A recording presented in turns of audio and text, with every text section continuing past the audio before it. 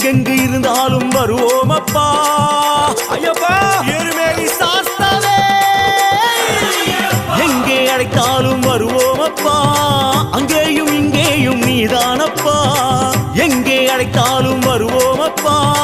அங்கேயும் இங்கேயும் நீதானப்பா